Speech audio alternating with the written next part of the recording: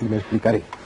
Por ejemplo, allí en Tiahuanaco, quien más ha investigado de una forma más seria y contando con toda una metodología científica, ha sido Ponce Sanginés. Ponce Sanginés hizo unos estudios respecto a la antigüedad de Tiahuanaco, serios, reconocidos, aceptados universalmente, y él habla de que ahí existieron 5 niveles de culturas, 5 etapas sucesivas. La más antigua, según Ponce Sanginés, es nada más que de 237 años antes de Cristo. Y la última etapa de esa cultura de Tiahuanaco, Ponce Sanginés la sitúa en el año 1050 después de Cristo. Eso utilizando el radiocarbono 14. Bueno, pienso que esto echa un jarro de agua fría a todos aquellos que califican a Tiahuanaco como esa síntesis del misterio. No puede haber tanto misterio en algo que es tan poco antiguo, apenas 237 años antes de Cristo.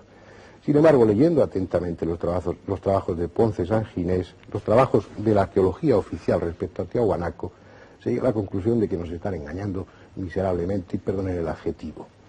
Estas dataciones son la media que obtiene Ponce Sanginés respecto a las fechas que determinan las catas que él ha realizado.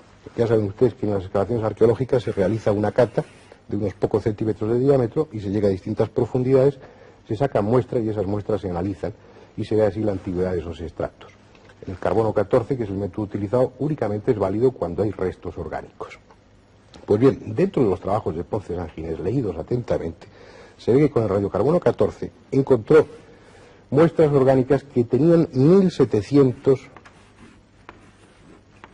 años de antigüedad. Eso no lo menciona en sus conclusiones. Y también es cierto que de los 1700 a los 800 años, me refiero a antes de Cristo, no encontró restos orgánicos. Y sin embargo los hubo.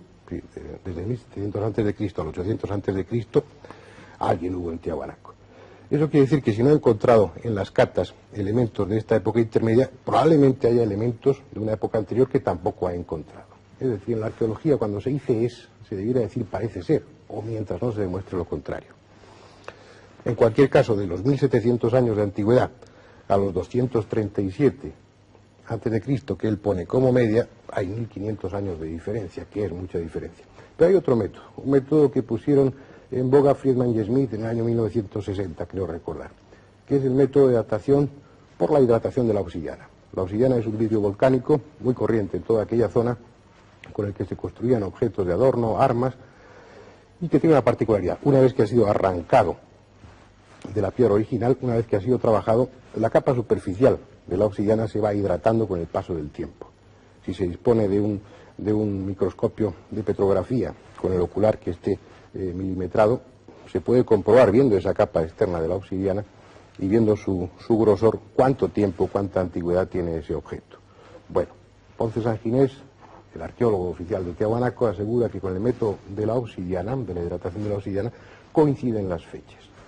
Sin embargo, si se lee atentamente su estudio, no las conclusiones, se verá que se encuentran, con ese método de la obsidiana, se encuentran objetos que tienen una antigüedad de hasta 2130 años antes de Cristo. Es decir, más de 4000 años de antigüedad. Eso también está silenciado.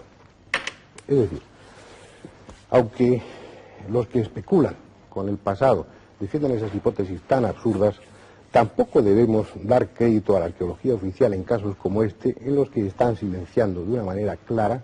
Estos datos los he recogido leyendo atentamente los trabajos de Ponce Sanginés, es decir, su propia investigación, porque después esos datos los ocultan porque no encajan en los esquemas que previamente han construido, algo que tantas y tantas veces hemos dicho aquí.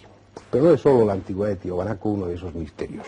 Ustedes han visto en ese programa que yo paseaba sobre unas piedras con un aire más o menos despistado.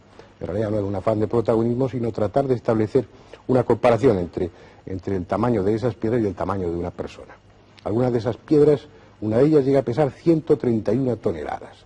Están traídas desde kilómetros de distancia. No sabemos cómo. No voy a entrar ahora por falta de tiempo en la explicación que da Ponce Sanginés y la arqueología para explicar ese hecho.